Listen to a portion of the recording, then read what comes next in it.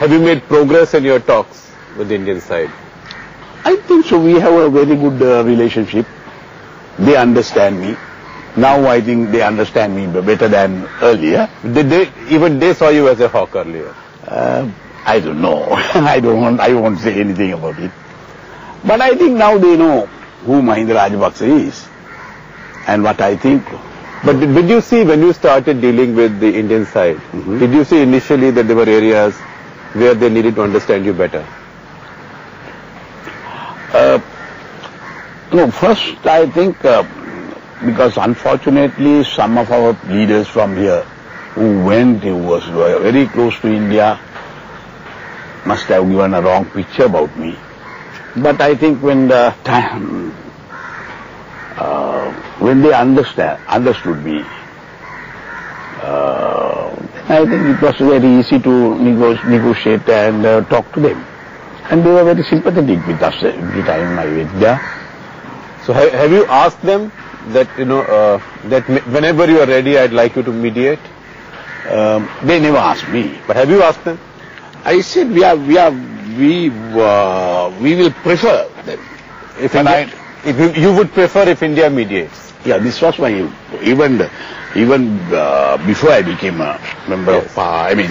I know, but politicians say one thing when they are out of power and something else when they are in power. Yeah, when I was a minister, yes, and when I went to Dehradun, yes, somebody asked, everybody, even India, America or the West, will prefer a country like Norway. They would prefer Norway? No, they the Western powers. Western powers. And even India, I think, feels that they will be... But tell me something, it's interesting that you say so. Would the public opinion in Sri Lanka now accept an Indian role? I think so. After the IPKF experience?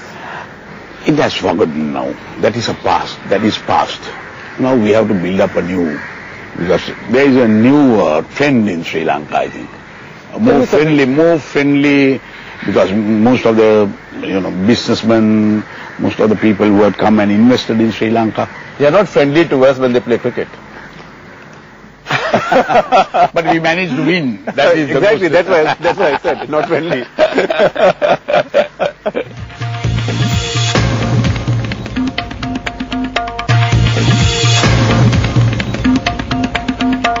Something I want to ask you as an Indian citizen more than anything else. Is there no gratitude for what the IPKF did here? The past, yes, I will admit that they have not done that. No, but they have not shown gratitude. We have not shown gratitude.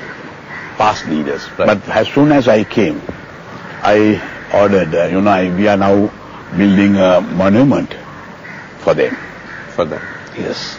And I'm trying to see whether we can finish that work before the 4th of February, the independence. So, it is under the construction. And where is it being built? Near Parliament. Close to Parliament. And you don't see that as an unpopular decision? You think people of Sri Lanka will appreciate that? I think, I don't think it will be an unpopular move. But some of the LTD might not like it, but we don't mind because... So you are saying that people of Sri Lanka should have some gratitude for what IPKF did here? Oh yes, certainly. They came here. They sacrificed about 1,200 soldiers, their lives. And many limbs. Yeah, quite. And what did they achieve for Sri Lanka that people at that point did not appreciate? No, that was a political campaign, right, by Premadasa. That's why, that is what happened.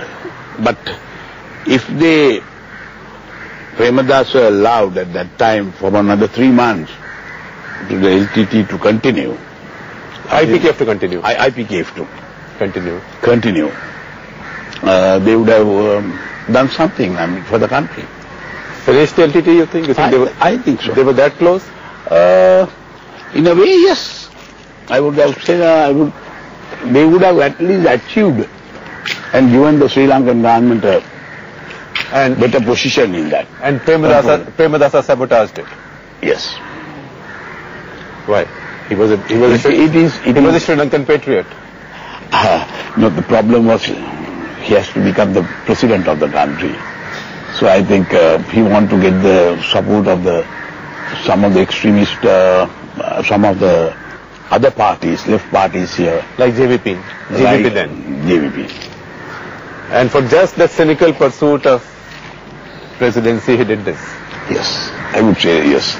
Because I used to come here as a traveling reporter at that time, and many Indian officers told me that Sri Lankan government then was supplying weaponry to the Tigers, who we were fighting on their behalf here. And at the same time, information about the movement of Indian units was being leaked to the LTT side by the Sri Lankan government. Sri Lanka. I am not sure whether it is. I don't want to comment on that. Whether the Sri Lankan government supplied weapons and about giving information about the troops, but there was an allegation.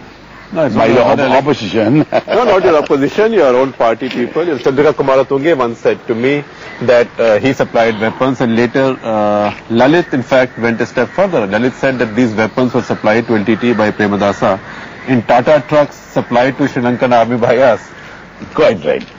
So, but I don't want to, now he's dead and gone, I don't want to comment on these things.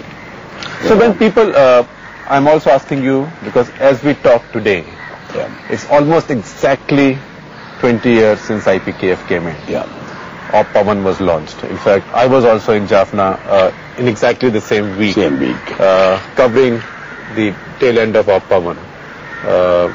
And also reconstructing what went wrong in the first 5 days of military operations. If you were to sum up the Indian military campaign at that point, how close did they come to breaking the back of LTT?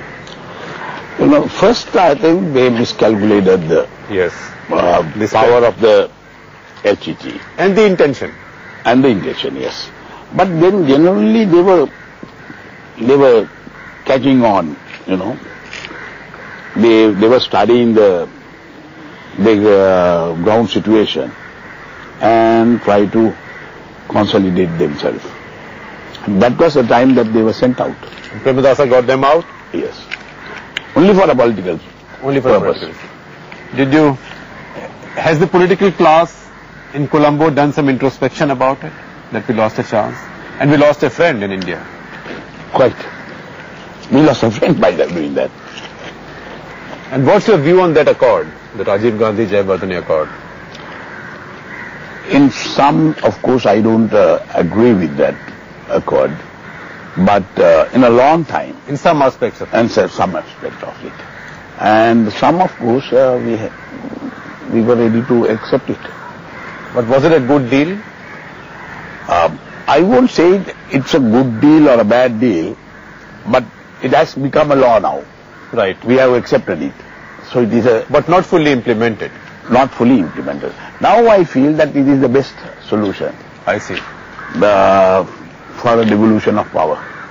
So would you say that Rajiv Gandhi in bringing food, bread or something like that? Right. Initially, airdropping of food had taken place. That was I think that was not a good gesture. What was going on? But unfortunately, what we felt, I think this is another interesting part, scenario in our innocent people killing force. Yes, in the villages especially, in our areas, in the deep south, what they felt was that the India came in by force. Right. That was the mistake. I know there were posters in Colombo that said... That is because the way that they did it, right, by bringing rice. The management of that was poor. It would have much more sophisticatedly.